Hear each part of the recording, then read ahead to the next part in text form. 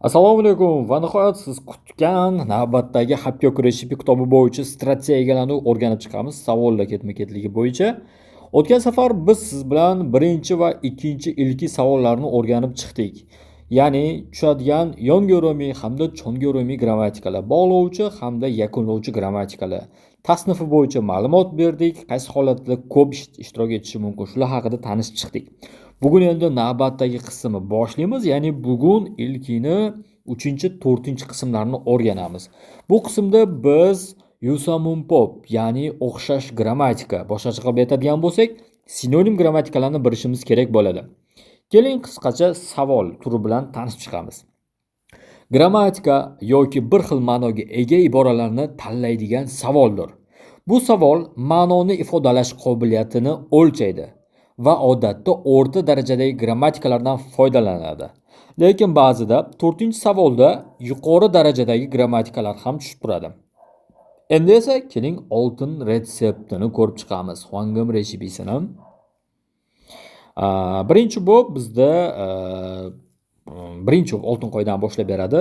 Siz grammatika funksiyalari va ma'no haqida o'rta darajadagi bilimga ega bo'lishingiz kerak. Ya'ni o'rta darajadagi grammatikalar keng foydalaniladi. 2. Belgilangan qismning grammatikasini ko'rib chiqqandan so'ng, avval uni funksiyasi bilan tekshirishingiz kerak hisoblanadi. 3. Agar siz uni funksiya bo'yicha topa olmasangiz, shunga o'xshash ma'nosi bo'lgan narsani topishingiz kerak bo'ladi, ya'ni tarjimasi bilan. Endi bu nisbatan menimcha aynan shu 50 ta ilk savollarning ichida eng oson savol bo'lsa kerak. Sababi o'zi savolni o'qiydigan bo'lsak ham ta'midchulchin pubungwa imiga pisat hangosil ko'rishibshiyo, ya'ni ostiga chizilgan qismni sinonim topishimiz kerak bo'ladi. Ya'ni shunaqa vaziyat bo'ladiki, biz butun matnni o'qishimiz ham shart emas. Faqat tagiga chizilgan qismni olamiz. Kman hada deylik. Kman hamyonni sinonimini topib belgilab qo'yishimiz kerak bo'ladi. Kmanadaniki lelta mada hisoblanadi. Mana 3-da turibdi. Shuni belgilab qo'yaman. Butun bir matnni o'qib o'tirishim shart emas. Faqat shu tagiga chizilgan grammatikani qarayman va uning sinonimini topaman. Xuddi shu asosida.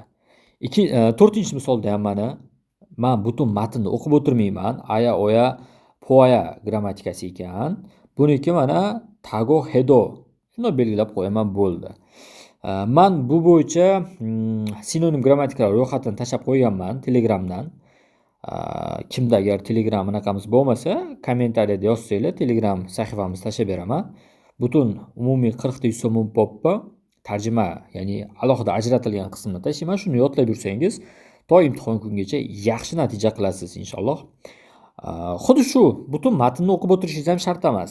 Buning uchun bizda mana ko'rib turganingizdek yusamunpopni spiskasi berilgan, ya'ni 40 ta ekan umumiy. Shularni ketma-ketlikda o'rganishimiz kerak bo'ladi. Agar shuni yaxshi biladigan bo'lsak, biz javob topishda aynan yusamunpop bo'limida hech qanaqa qiyinchiliklarga duch kelmaymiz. Ya'ni bemalol topamiz. Keling ko'rib ko'ramiz. Birinchisi godkatta chuchik taxminni ifodalaydi va buning sinonimlari godkatta, titxada, napoda, moyangida.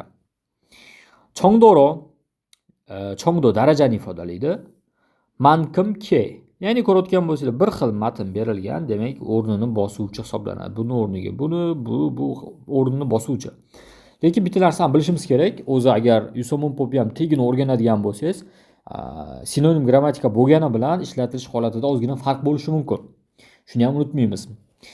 Ikkinchisida chongdoro, ya'ni darajada tarjima qilinadi, darajani ifodalab gapirganda buniki mankim ke hisoblanadi. Uchinchisi kimaryonida, ya'ni o'zbek tilida tarjimasi ish aniq deb tarjima qilinadi. Buni sinonimlari nin popida, ket va itta hisoblanadi. Xuddi shu asosida 4-grammatikamiz l supagi opta. Dan boshqa iloji yo'q. Yuil o'z yagonalik degani. Aya oya man hetta ji anal su opta yoki opsotda desak ham bo'ladi. Ya'ni bular shu dan boshqa iloji yo'q deb tarjima qilsak bo'ladi. 5. Punmananira. Bu chuga qo'shimcha qilib gapirganda ishlatiladi. Ustiga ustak desak bo'ladi. Punmananirani o'zi tedaga gosun molanigo. Bular hammasi bir-biri bilan sinonim hisoblanadi. Navbatdagi esa nin parame. sababligi uchun desak bo'ladi. O'zi aytib turibdi EU, ya'ni sabab ifodalaydi. Sabab ifodalaydigan grammatikalar, ya'ni sinonim bir-biriga. Bular nin parame, nin tonge, asoso, nirago, tase. Bu yerda yana nin parame ko'rsatilgan. Bular hammasi bir-birini o'rnini bosuvchi grammatika hisoblanadi. 7-si il caposso. Oreo xavotirda ishlatilib deb xavotirlanib deb tarjima qilsak bo'ladi. Il capo, god kattaso, chida mollaso. 3ta, ya'ni bir-biriga umumiy sinonim grammatikalar hisoblanadi. Va bugungi darsimiz bo'yicha eng oxirgi grammatika bu chamaja grammatikasi, ish bilanoq. Sunso tartib ifodalaydi, ya'ni bitta ish harakat to'liq yakunlar, ikkinchi ish harakatga o'tish va darhollikni ifodalaydi, ya'ni darhol o'tish, ish bilanoq deb tarjima qilinadi. Chamaja, nindero, myomparo hamda kiga musobke grammatikalari bir-biri bilan sinonim hisoblanadi. Ko'rib turganingizdek oson. Buni yodlash texnikasi bo'yicha iloji boricha kartochka qilib yodlaylik.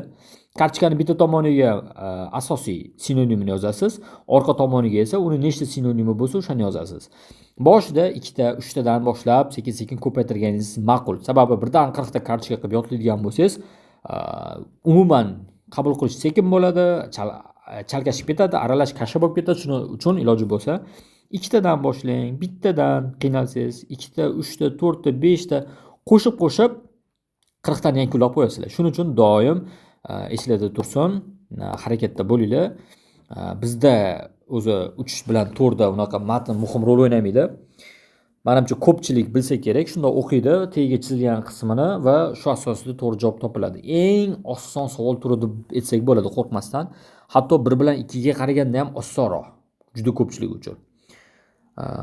Bugungi darsimiz shu edi. Keyingi darsda qolgan, ya'ni umumiy 8 ta yakunlagan bo'lsak, yana 32 ta qismi bor. 32 ta bilan tanishib chiqib yakunlaymiz hammamiz. Hammaga tushunarli bo'lsa, bugungi darsni yakunlaymiz. Hammaga rahmat, xayr, salomat bo'ling.